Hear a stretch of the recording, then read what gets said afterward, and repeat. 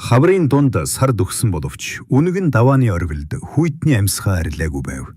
Цас гэсэж эхэлсэн боловч уулсын сүүдэрт хатуу мөс хэвээр үлдэж, нар гарахтай зэрэгцэн манан сөөг моддын дундаас аажуухан сарниж байлаа. Мухулай жанжин өндөр давааны хаяагаас өргөн хөх тал руу ширтэж, цэргийн байрлалыг нүдэрээ тогтоон, байгалийн аясыг ажиглан хэсэг зур дуугүй зогсов.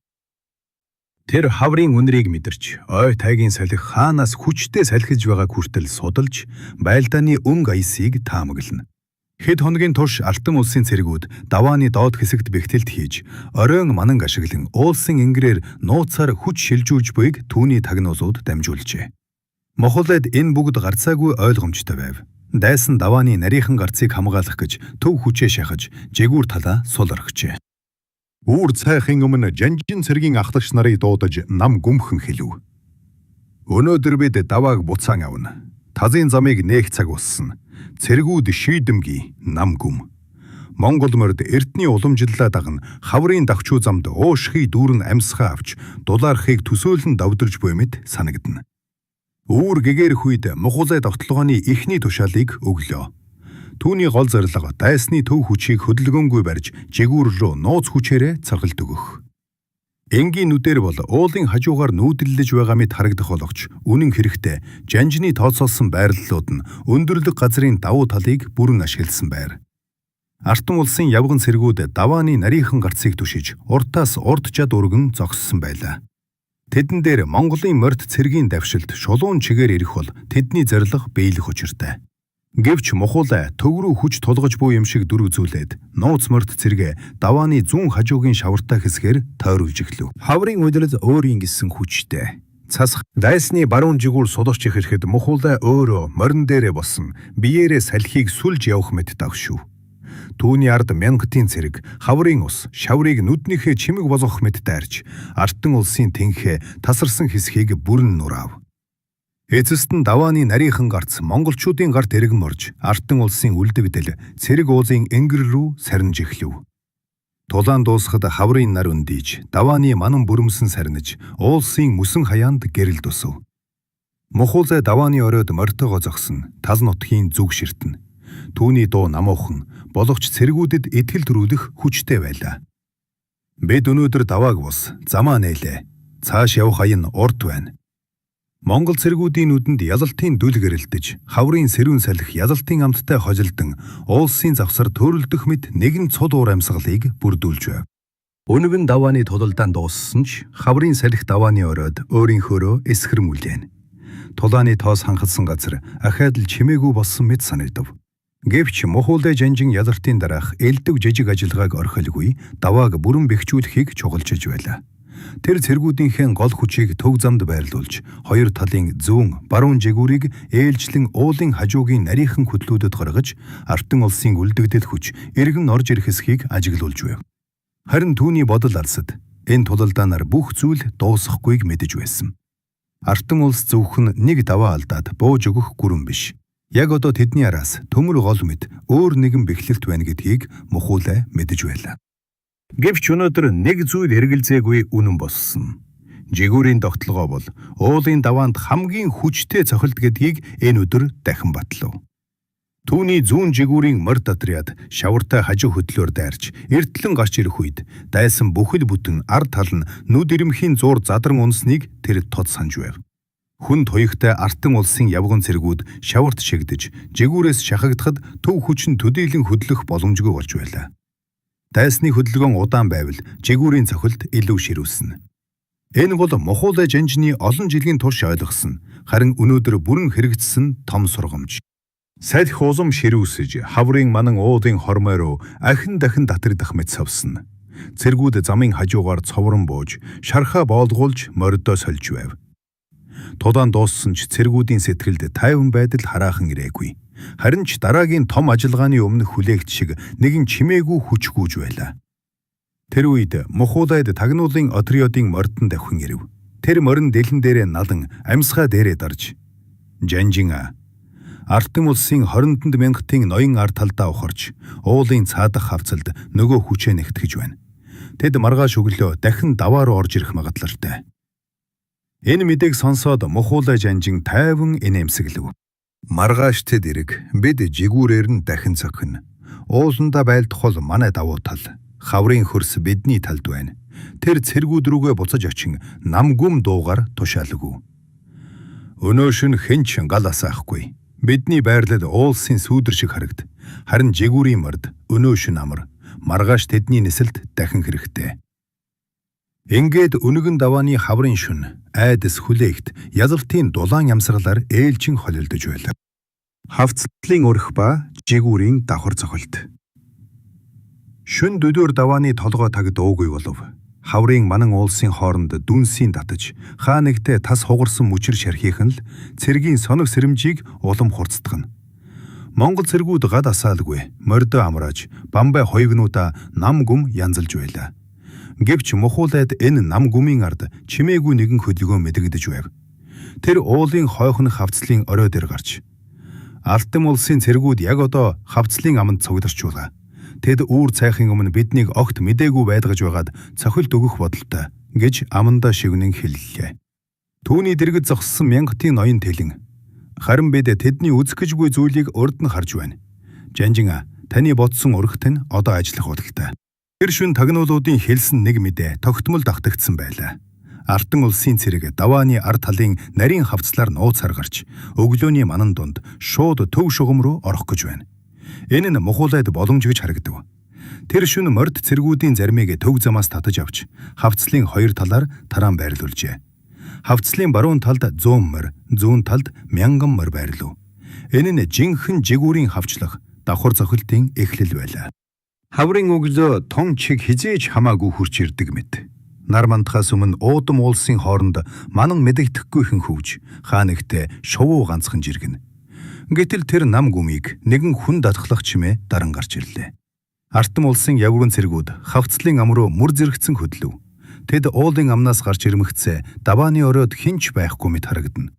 Монголчуудын зүрхт элссэн хашгиралдан давшдаг аимшигт дуу огт сонсогдохгүй. Энэ нь тэдний хардах сэтгэлийг тайвшрууллаа.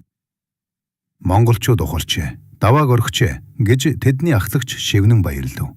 Харин яг энэ мөчид Монголчууд ухарчээ, давааг орхичээ гэж тэдний ахлагч шивнэн баярлав. Харин яг энэ мөчид хавцлын баруун талын хаттай цохионоос гэнт мордын туурай чулуу нүдэх дуудуулдав. Хадны ирмэг даган 100 морь богино зайд зэрэгцэн давхиж доош чиглэн ирэв. Мордын туурайнаас чулуу өсөрч алтан улсын игнэ догшин салхинд цохиулсан мэт үүмж эхэллээ. Тэд шоконд орж зогсонгууд мухудагийн гол цохилт ирэв. Хавцлын зүүн талд байрлсан 1000 морьд гэнт манан гурах мэт гарч ирэн хавцлын амийг бүрэн дарж давшлаа. Тэд яг уулын ам руу хошуун нэгэн чиг болж хий тас татах мэт ил дүргэн орж ирэв. Хавцлын нарийн аманд шихагдсан артан улсын цэргүүд ухрах чаргагүй, давшиж чадахгүй болов. Морд цэргүүдийн давлгаанд хүн бүр газар унаж, хол бүрдэж хашгирч эхэллээ. Мөргөлдөөн тэгтлээ ширүүлсэн тул тэдний бамбай, жад, хуйг бүгд юу ч болж чадхаа байлаа. Мөргөлдөөн тэгтлээ ширүүлсэн тул тэдний бамбай, жад, хуйг бүгд юу ч болж чадхаа байлаа. Энэ үед мухуулай төвөөс давшиж цэргээ шулуухан хэлв. Даваа биднийх, хавхыг бид хаан хэмээн мэдэж байна. Урагш!